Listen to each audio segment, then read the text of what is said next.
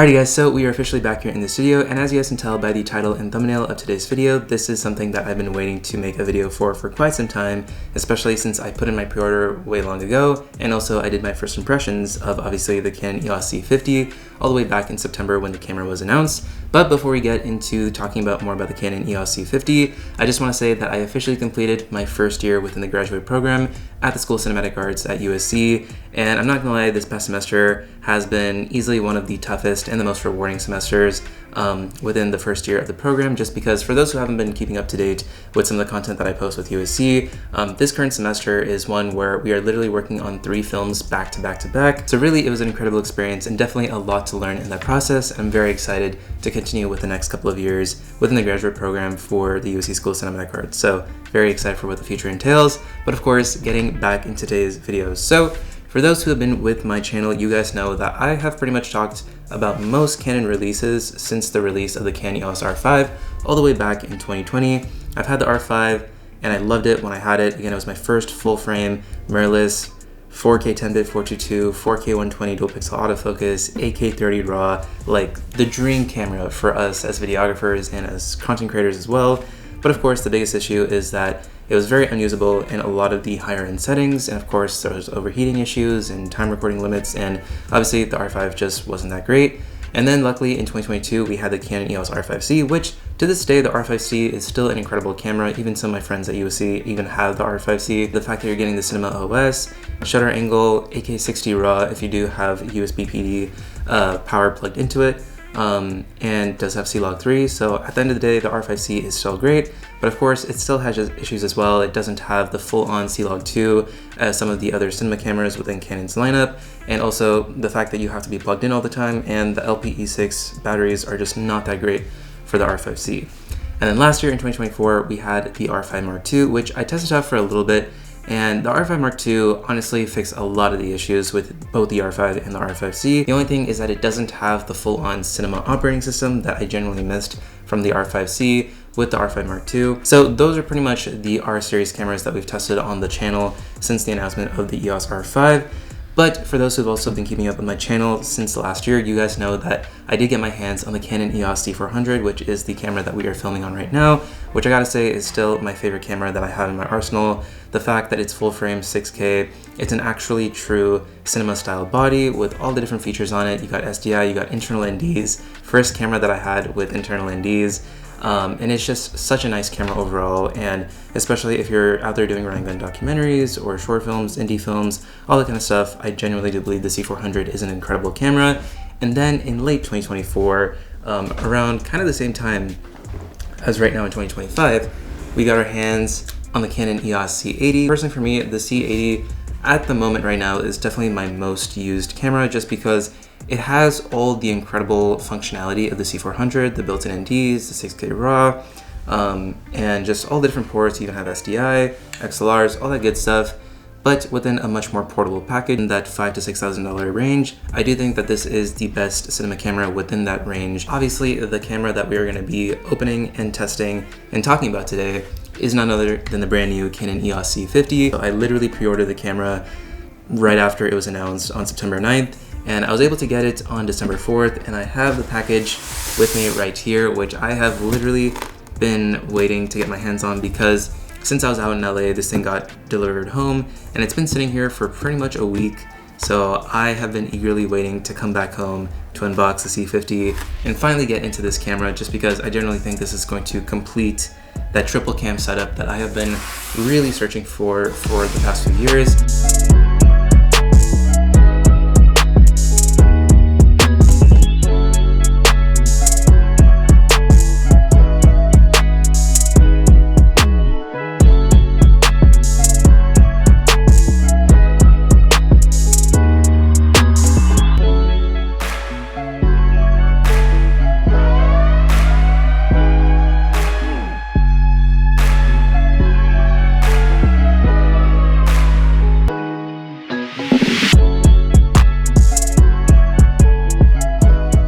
I want to talk a bit more about the C50 itself, of what it has to offer. So when it comes to the sensor itself, it is a 32 megapixel sensor. So to be fair, even though this is still within the Canon cinema line of cameras, it's also still going to be a great stills cameras as well, especially for photography. 32 megapixels, again, I think is that great medium for having high quality, high res stills for photography, but of course also great resolution for video, especially since you are being able to record up to 7K RAW, which again, you're just gonna get a great amount of detail.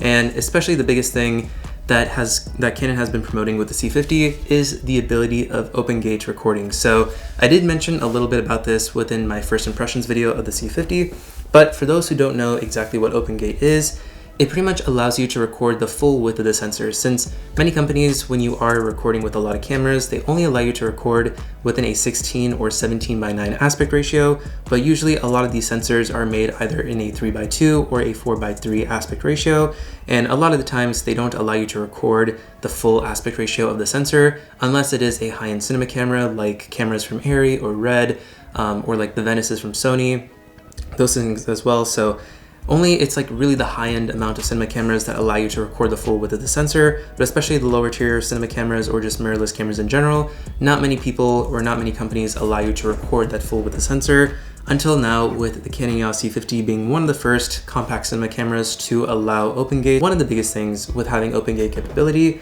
is something that I've been very excited to get into myself, because it gives you the opportunity to get the best look for anamorphic lenses. So right here with me, I have the latest from SIRUI. This is the SIRUI IronStar anamorphic 45mm, and pretty much just like that, we have the top handle with the C50. And ultimately, I generally do think that this is just a really nice feel in general. And also being able to have that top handle, whether you're going for low shots or high shots, it just gives you another point for stability. So especially for those who are worried not having in-body image stabilization, again, holding onto that top handle in the bottom just like this definitely can make it feel more steady. And of course, when you have bigger lenses like anamorphics or the 24-105 or just these heavier lenses, it's just going to make it a lot easier, so you don't have to technically worry too much about all that camera jitter that you would have because you don't have IBIS. And obviously having bigger lenses definitely helps alleviate it. And of course, if you're going to be rigging out something like a C50 with, you know, V-mounts and transmitters and all that,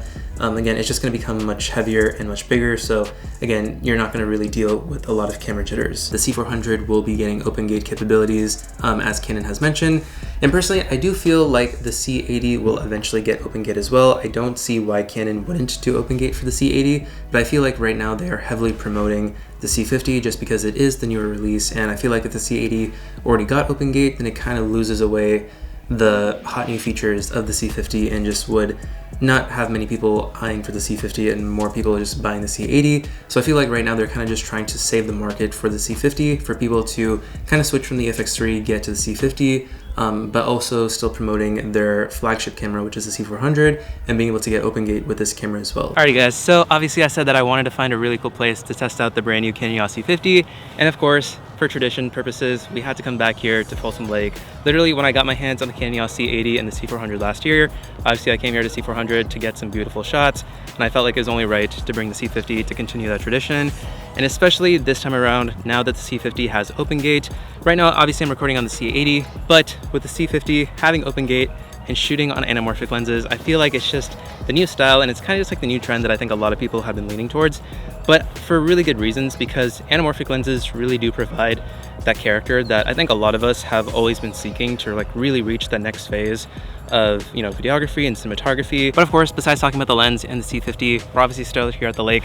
I think I literally only have about half an hour worth of light left because the sun is about to set, and it doesn't really look like that just because the sun is covered in clouds.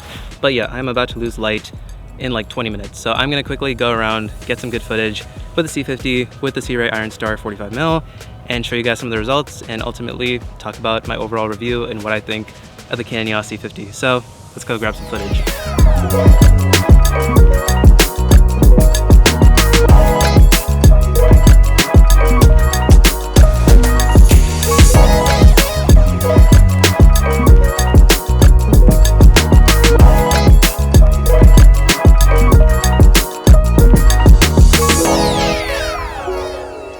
All right, well, I think I got some shots here at Folsom Lake. Again, just mainly the trees and a cool bench back there and a little bit of the lake, really not that much. Again, obviously I just don't really have that much time today just because the light is like practically already gone.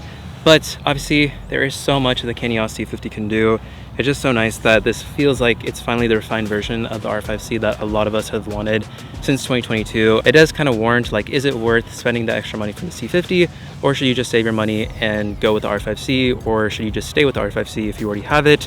And personally for me, as someone who did come from an R5C to the FX3 to the R5 Mark II to now the C50, I gotta be honest, I think the C50 is definitely the move for a lot of people. Like, if you are like able to upgrade, and if you have saved enough to upgrade, and if you are still looking for, you know, compact cinema cameras, then I think the C50 definitely fixes a lot of the issues with the R5C, because I think the reality of the R5C was that it was very much like a camera that was made because they had leftovers of the R5, and obviously the body was very similar to the R5. The only difference is just you have an internal fan, still rocking the same micro HDMI port, and that's kind of like the biggest thing, right? It has the cinema logo and it has the built-in fan, and it has some upgraded enhancements, obviously, for more cinema work with, you know, the cinema operating system, shutter angle. Obviously the best part was having the photo and video switch to have the different operating systems, so that was kind of the best part about the R5C, but it was still a very much of a new camera. Like, I don't think Canon fully fleshed out the idea because of also how fast the batteries drain.